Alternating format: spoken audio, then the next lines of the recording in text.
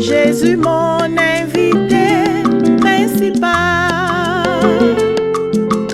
Il a en lui le secret du mariage, mon invité principal.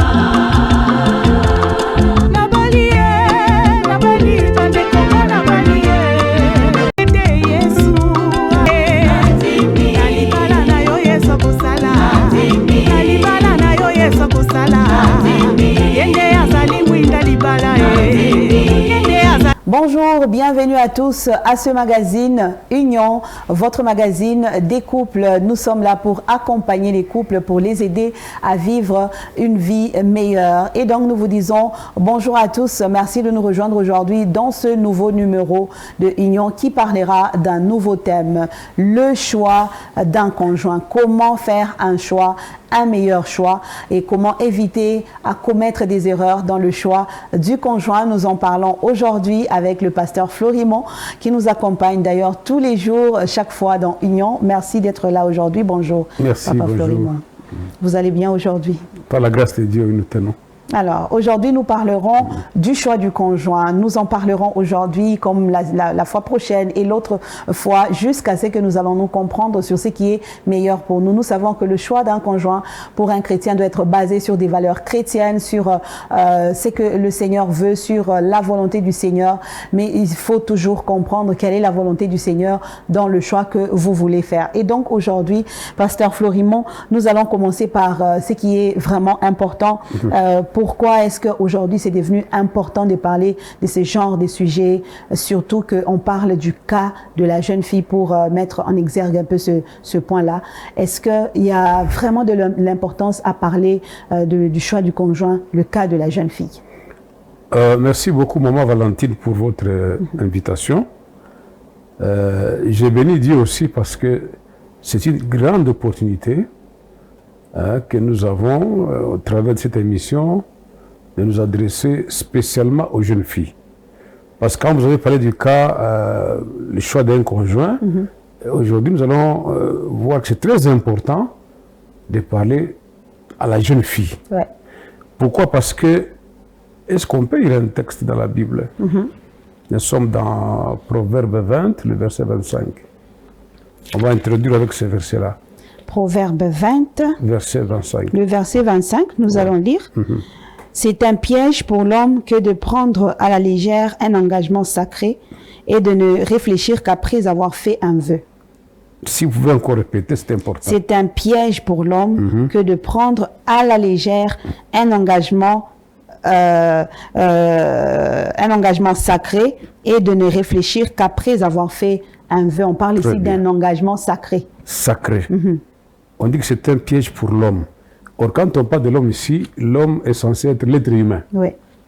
L'homme est un être humain par opposition aux animaux. Parce que les animaux, il n'y a pas de fiançailles. On ne fait pas les choses, on ne se marie pas. Donc le mariage est une institution divine destinée À l'homme. À l'être humain, Oui. soit féminin ou masculin, mais à l'homme. Alors pourquoi j'ai dit que c'est important qu'on en parle? Parce que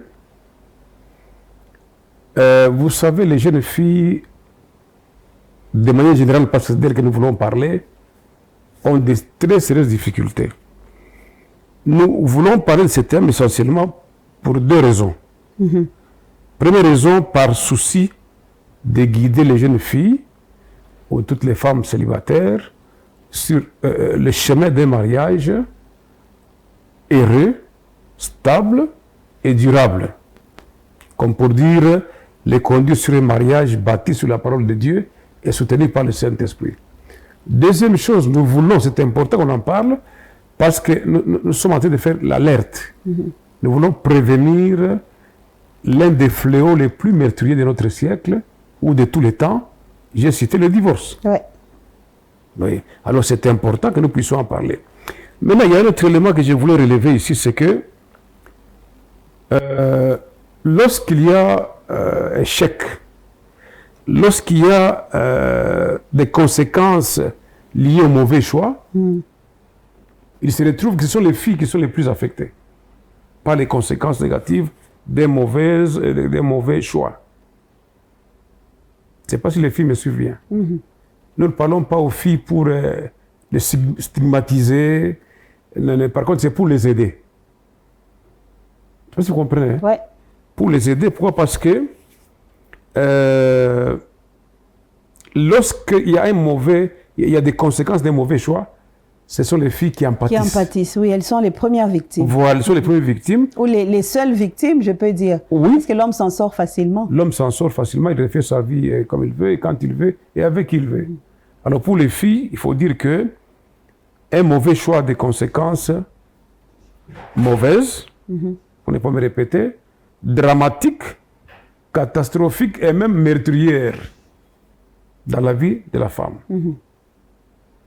Tandis que chez l'homme, bon, quand il a mal choisi, il peut refaire les choses comme il veut, comme il entend, à n'importe quel moment. Et n'importe quel temps. Hein. Voilà.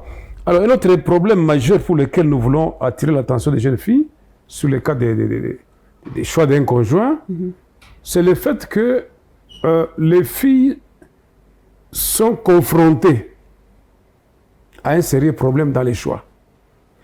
Elles ont en face d'elles 3 catégories d'amoureux. Ouais. Je pense que les filles ou les femmes célibataires m'écoutent. 3 Vous avez catégories. devant vous un danger lié au fait qu'il y a 3 catégories. Beaucoup de filles ne le savent pas. 3 catégories d'amoureux en face d'elles. La première catégorie, dites-vous bien, sont les aventuriers. OK. Deuxième catégorie sont les dérangeurs. Ce n'est pas des hommes qui vont Il déranger. dérange seulement. Il n'est même pas là-bas. Il veut seulement. On va essayer de décrire toutes ces catégories-là. Et puis la troisième et la dernière catégorie, c'est les hommes sérieux. OK.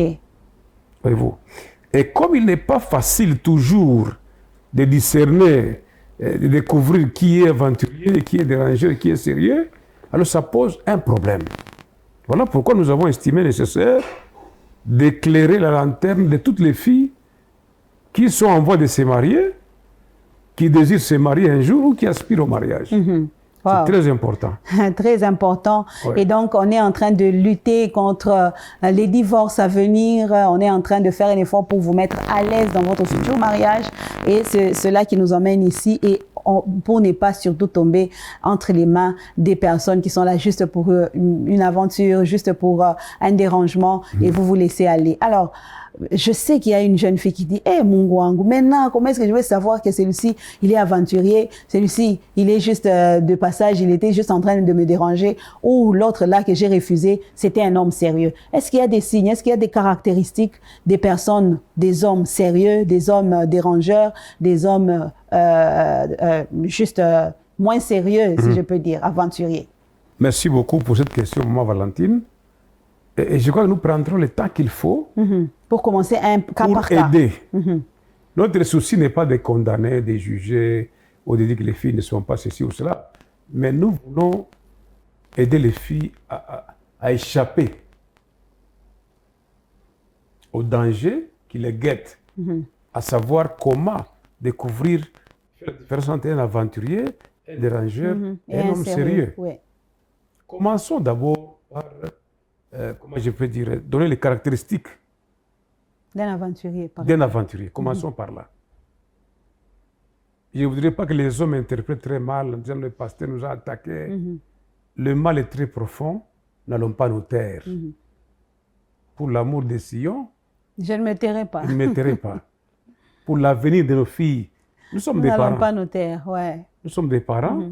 Nous avons des filles à l'église, nous avons des filles biologiques Dans que nos nous maisons, avons. oui. Et nous ne sommes pas là pour assister impuissants À des catastrophes. à des catastrophes, des dégradations de nos enfants, de leur vie. Alors, maman Valentine, je voudrais parler un peu. D'abord, signaler que les aventuriers, donc dans le monde des amoureux bien sûr, les aventuriers occupent la plus grande place. Comme pour dire que Ils sont les plus aventuriers nombreux. sont majoritaires. De tous les gens ici, de tous les amoureux là-bas, les aventuriers sont majoritaires. Ils sont très nombreux. De deux, les aventuriers sont omniprésents. Un peu quoi. Je ne dis pas qu'ils sont comme Dieu, mais on les retrouve un partout. peu partout, oui. Dans les églises, nous en avons. Je dis, mais comment les pasteurs parlent de l'église? Parce que les pasteurs, il a la vie d'ensemble.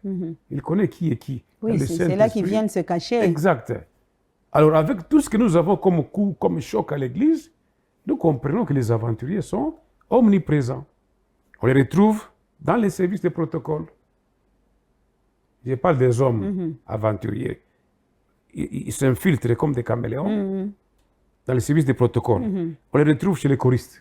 On les retrouve chez les intercesseurs. Un peu pour dire là où il y a beaucoup plus de filles, Voilà. il y a aussi plus d'aventuriers. Même dans ceux qui sont commis à la sécurité de l'Église, il y a des aventuriers là-dedans. Même parmi les serviteurs de Dieu établis, malheureusement, il y a des intrus que nous qualifions des Aventuriers. aventuriers. C'est par rapport au sentiment, par rapport à la question du choix dans le mariage. Il y a beaucoup d'aventuriers. Maintenant, les aventuriers là sont localisables. Ce ne sont pas spirituels. On peut les localiser. Ce ne sont pas des esprits, ils sont des personnes les humaines. situer, on peut les repérer. C'est comme ça que nous disons qu'ils sont dans les églises. Dans les milieux sociopolitiques, ils sont là, aventuriers. L'aventurier se trouve dans les milieux scolaires, dans les milieux académiques, ils sont là. Sur les lieux de deuil, même au cimetière, ils sont là. Vous pensez que tout le monde va enterrer là-bas? Il y en a à qui l'enterrement ne dit rien. Son problème, c'est de voir cette fille-là. Je l'ai vue au cimetière. Donc, partout, ils sont là. Dans les moyens de transport, dans l'avion, ne vous étonnez pas de trouver un aventurier. Dans un bateau, il y en a. Dans un avion, même parmi les motards ici. Je ne dis pas que tous sont des aventuriers. Mais il y a des aventuriers parmi eux. Alors, dans les magasins, les boutiques, les supermarchés, ne croyez pas que tout le monde va pour marchander ou pour... Il y a des aventures là-dedans. Dans les hôtels, les restaurants, les hôpitaux, les centres de santé, dans les camps de réfugiés. Oui, les gens sont en difficulté là. Mais il y a aussi des aventuriers. Et il y a des aventuriers dans les réfugiés là. Avec leurs difficultés. Avec leurs difficultés, ils sont là pour aussi. Salon de coiffure. Vous allez trouver un aventurier là. Dans les milieux politiques, disons dans tous les secteurs de la vie, les aventuriers sont majoritaires et ne font pas défaut. Maintenant, comment, ça c'est très important, il faut que les filles qui nous suivent entendent bien ce que nous disons. Il y a une question qui va se poser. Comment reconnaître un aventurier? Qu'est-ce qui caractérise les aventuriers, Maman Valentine? Ça va vous étonner. Après étude, réflexion et observation, j'ai découvert ceci, que les aventuriers, généralement, sont des gens charmants. Ils sont charmants. Oui, oui. Beaux de visage. Généralement, quand vous les voyez, ils sont beaux. Ils sont charmants. Ils attirent. Les frères beaux, en cet instant, ils sont en train de s'agiter. Alors qu'on ne confonde pas. Je ne dis pas que tout ce qui est beau, ou tout celui qui est beau, il est aventurier d'office. Non. Mais parmi les caractéristiques des aventuriers, généralement, ce sont des gens, des beaux gars. Difficile à refuser. Donc, la femme regarde et dit, bon, non, wow. Mais comment ils sont beaux à voir. Oui. Alors, ils sont élégants. Généralement, ils se donnent la peine d'être propres, présentables. Chic. Bon parfum, chic, etc. Mais ils sont aussi éloquents. Ils savent parler. Un aventurier, il sait quel mot il faut utiliser pour toucher quel cordon sensible dans la personne de la femme. Ils sont spécialistes. Les vocabulaires sont vraiment alignés. Mais comment donc? Et comme on dit que la foi vient de ce qu'on entend, alors quand vous entendez un aventurier, il peut vous gagner, jeune fille. Il sait quel mot utiliser pour toucher quel cordon sensible chez la femme. Les aventuriers sont éloquents. Mais ils sont aussi séducteurs. Comme le diable. Et ce sont des humains. Je ne vais pas les assimiler au diable. Hein. Mais c'est des gens qui sont vraiment des séducteurs, des manipulateurs. Ils aiment manipuler les esprits des jeunes filles qui sont faibles, qui sont à la quête du mariage. Et les filles dont l'âge a déjà avancé, bon, ils se disent comment. Alors, ils viennent manipuler les jeunes filles, mais ils ont aussi un tempérament chaud et trop amoureux, aventurier. Pour emballer les jeunes filles. Mais il est toujours là, chérie. Et comment tu vas? Il tapote un peu derrière, il tapote par là. Donc il est chaud, mais avec un tempérament trop amoureux.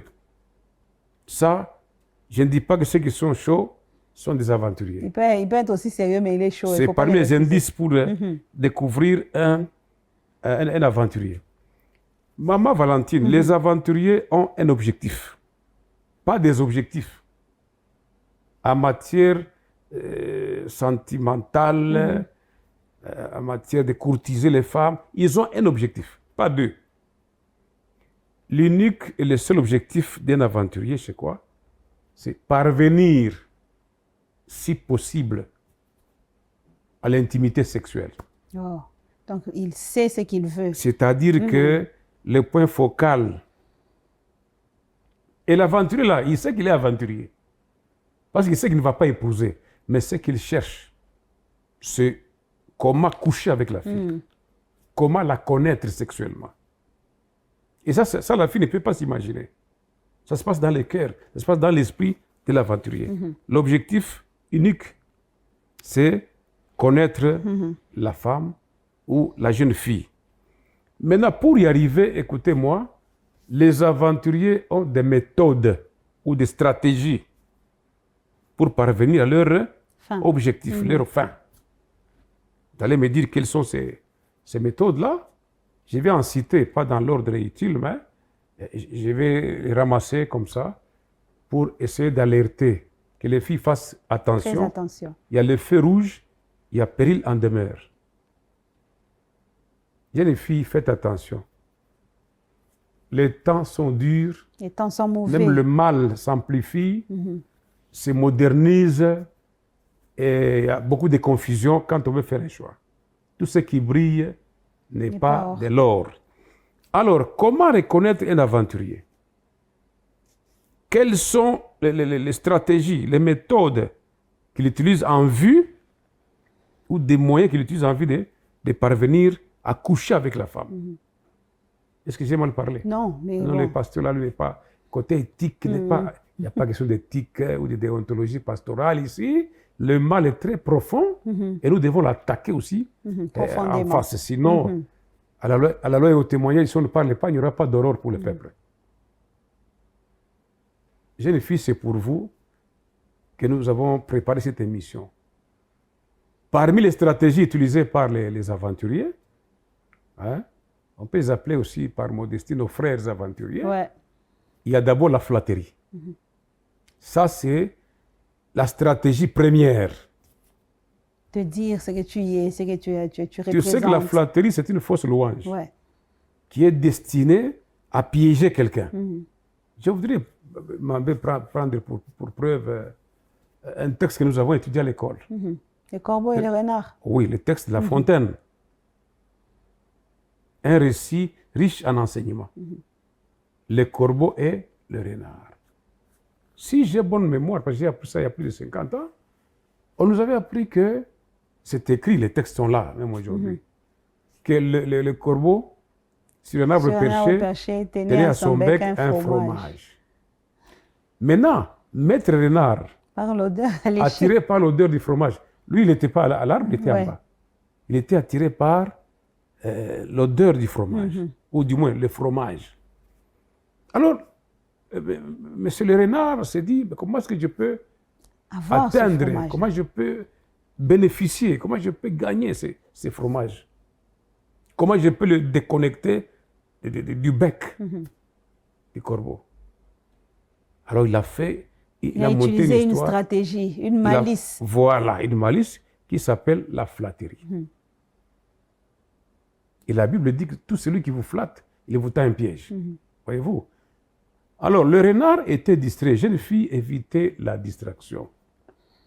Ce n'est pas tout ce que vous entendez qui est vrai, sincère, qui vient d'un cœur vrai. Non. La Fontaine va continuer pour dire le corbeau a commencé le renard a commencé à flatter. Oui.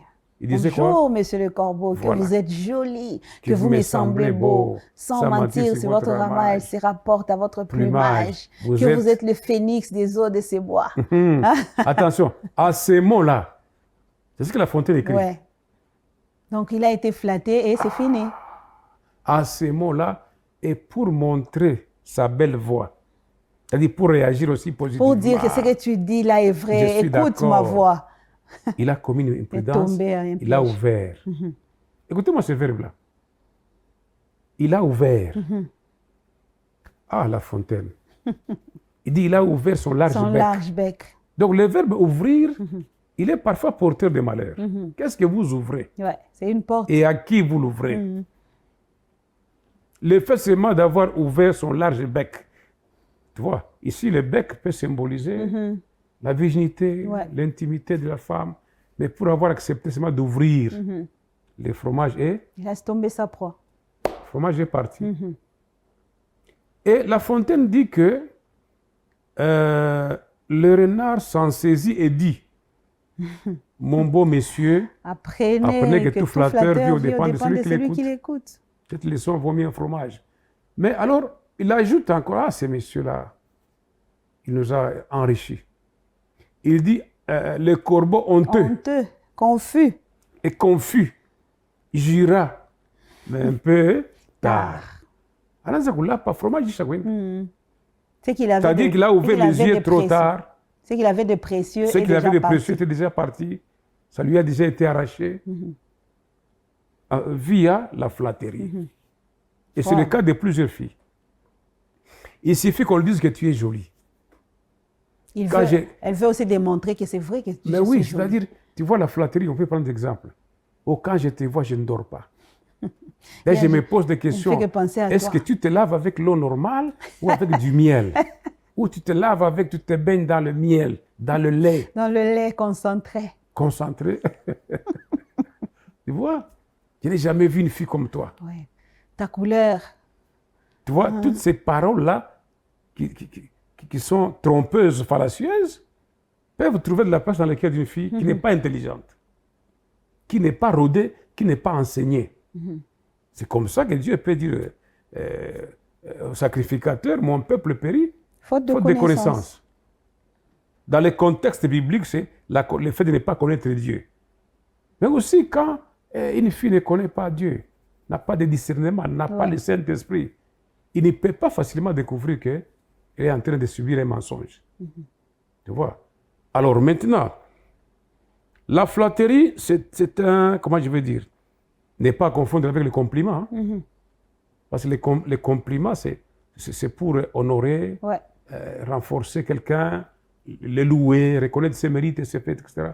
Donc, les choses, comment je vais dire, flatter, c'est un défaut. Mais complimenter, les compliments sont universellement admis. C'est bien pour encourager, donner l'image positive de la personne, etc. Mais maintenant, à cause de la flatterie, beaucoup de filles sont tombées et sont devenues des choses, des filles mères. Ouais. Alors, à défaut, quand l'aventurier a tenté avec la flatterie et qu'il n'a pas échoué, il passe à un autre plan, plan B, les cadeaux. Ouais. Faut tenter de corrompre la fille. Or, parmi les meilleures, comment je vais dire, les meilleures astuces, il faut utiliser des cadeaux. Ouais. Et des cadeaux à l'occasion de rien.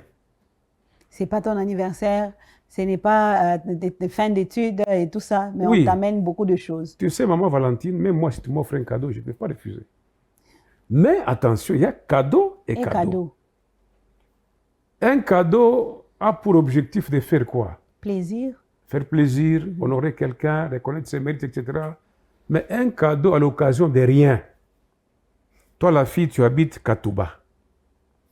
Pour ceux qui connaissent le Bumbashi, c'est l'une des communes. Tu habites Katouba. Alors l'aventurier va te dire, non, prends $500 Paye pour le ton transport. Oh, le transport ne Booking vaut à que jet $1. privé. Peut-être aller-retour 1 ou $2. On t'en donne 500. Et les filles sont contentes. Aujourd'hui, c'est $100, demain, c'est $200. Après, on t'amène un jeu complet de sous-vêtements. On dit, ça, c'est pour toi. Et viens me montrer un peu si ça te convient. Alors, la Bible dit que les cadeaux, les choses, les présents corrompent. Je crois qu'il y a même un texte biblique que nous pouvons lire. Hein? Oui. Si vous le désirez bien, nous sommes dans Ecclésiaste chapitre 7. Ecclésiaste Oui. 7. 7, qu'est-ce qu'il dit? Qu'est-ce que Salomon nous dit là-dedans? 7. L'oppression rend insensé le sage et les présents corrompent les cœurs. Voilà. Tu vois, maintenant, quand l'aventurier t'a déjà donné beaucoup de choses. Il a payé les transports, il t'a donné l'argent pour le make-up, il t'a fait ceci, cela, etc. Mais lorsque ces messieurs-là vont t'exiger, te demander un service en retour, tu es déjà fragilisé. Tu vas aussi faire comme le corbeau pour montrer sa belle voix. Sa belle voix. Montrer sa gentillesse, sa reconnaissance. Et c'est comme ça qu'on ouvre. Oui? Ouais. Beaucoup de filles ont ouvert pour montrer aussi qu'elles sont reconnaissantes. Oui, c'est que tu as fait m'a toucher. M'a touché. Voilà, je te donne ce que j'ai de plus cher. Exact. Donc, j'ai réagi aussi positivement. Et c'est parti. Donc, les cadeaux fragilisent. Les cadeaux ensorcellent. Et tu risques de faire le choix parce que cet homme t'a couvert des cadeaux, cet homme t'a montré, fait, il t'a corrompu. T'a donné des belles paroles et puis il te corrompt et c'est fini. Tu dis oui à sa demande. Et ce qui est grave, les filles croient que quand on donne des cadeaux, ça sera continuel permanemment. Oui, même dans le mariage, ce sera le cas. Oui. Demandez aux mariés combien de cadeaux et les femmes reçoivent. Il faut venir me demander. Hein? Quand il est dans les fiançailles, là. Ah, c'est tous les jours. De la mine, nous, ça linga bien zoa. Voilà. Voilà. Mais venez, c'est là. Et vous allez voir que les fiancés, ils ont même là, comment est-ce qu'on peut dire, une langue officielle, leur langue officielle. Oui. Les fiancés parlent toujours en français. C'est vrai. Ils montrent que le swahili est difficile pour eux. Non, les autres langues, c'est boulé. Donc, il faut parler français. Et ils pensent que dans les mariages, là, ils vont continuer à parler en français. Allez demander aux mariés s'ils continuent à recevoir des cadeaux. Ils continuent à parler en français. Donc, attention, jeunes filles, les aventuriers sont très dangereux parce qu'ils font, quand il a échoué avec la flatterie, il passe au cadeau.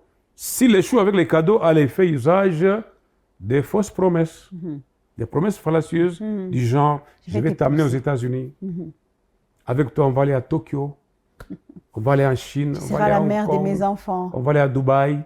Tu vois, ces promesses-là, c'est des belles promesses. Mais comme beaucoup de filles ne sont pas intelligentes, j'assume, beaucoup de filles ne sont pas intelligentes. Parce qu'une fille intelligente va se poser des questions de savoir, mais ce monsieur qui veut m'amener aux États-Unis, est-ce que lui y a déjà été? Est-ce qu'il a un passeport? Ou bien il attendait seulement que quand il va te rencontrer pour t'amener aux États-Unis. Voilà, donc toi tu rêves d'aller, alors que celui qui t'a promis de t'amener là-bas n'a jamais été là. C'est comme si tu partais chez un devin, lui-même n'a pas de véhicule. La fille va commencer à rêver, et Dieu m'a parlé. Les songes viennent de la multitude des pensées. Tellement que tu veux aller aux États-Unis, on va t'amener à Dubaï où tu n'as jamais été, et tu crois. Parce que la parole, n'est-ce pas, elle crée la foi. Et la fille croit, elle ne se demande même pas pourquoi ce monsieur, est-ce qu'il a déjà été en Europe pour qu'il m'y amène? Il fait quel travail? Il a combien pour m'amener là-bas? Est-ce qu'il a même un passeport? Est-il a un visa, etc.? Les filles n'ont pas besoin de tout ça. C'est dire oui. Et yes ou même. Accepte seulement. Yes ou même. Alors oui.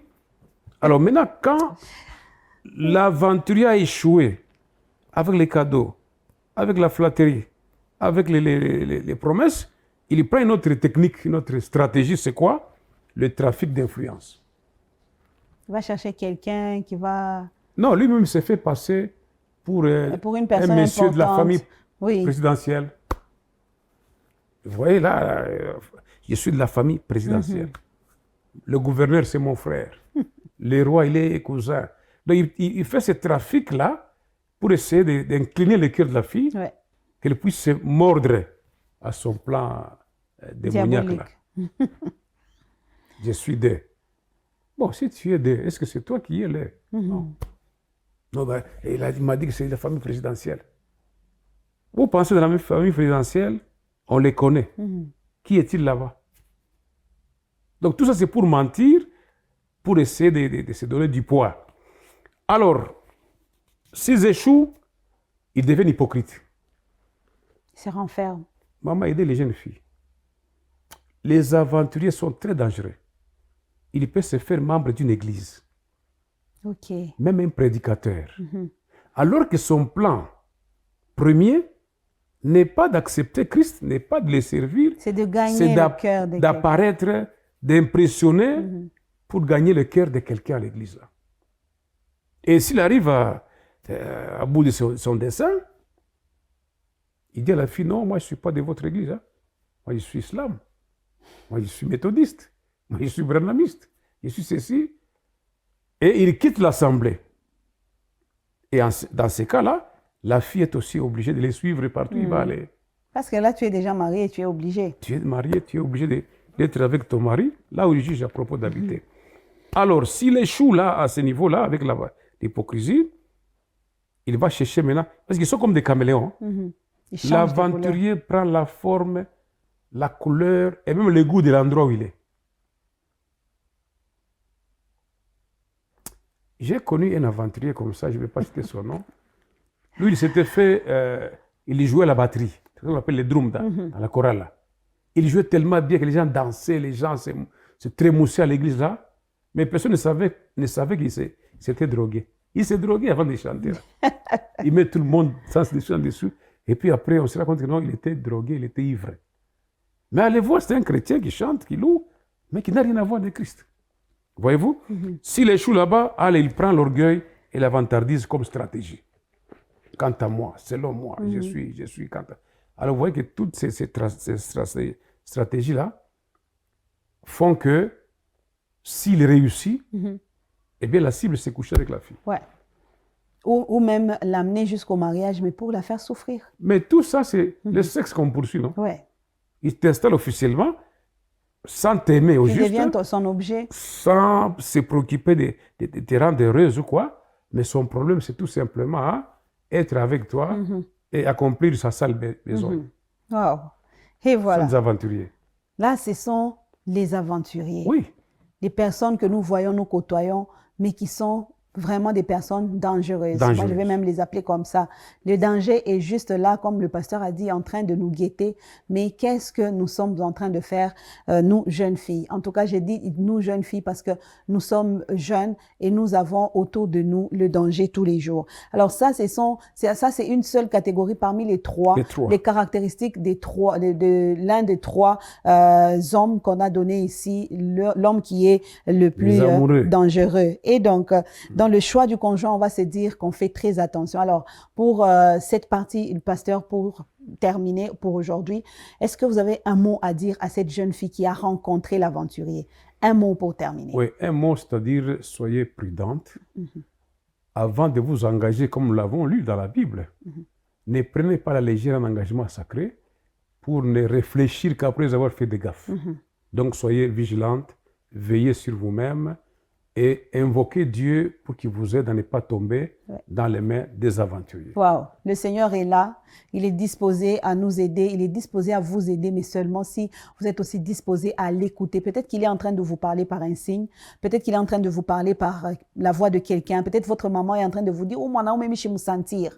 Oui, moi, je vais aventurier. C'est quoi aventurier? » Mais tu ne veux pas écouter parce que tu as été emballé par des belles paroles, par des flatteries, par des cadeaux, tu as été emballé par je ne sais quoi et tu es en train de tomber, tu as laissé ouverte ta porte parce que tu as été trompé. Et donc, jeune fille, faites très attention. Nous n'en sommes pas à la fin, même pas au milieu de notre parcours, de découvrir quelles sont les personnes qui peuvent être nos conjoints sans nous faire des problèmes. Aujourd'hui, c'est juste un premier pas qu'on a fait. On se retrouve donc prochainement dans Union pour faire un autre pas dans le choix du conjoint. Restez avec nous et suivez-nous tous les jours.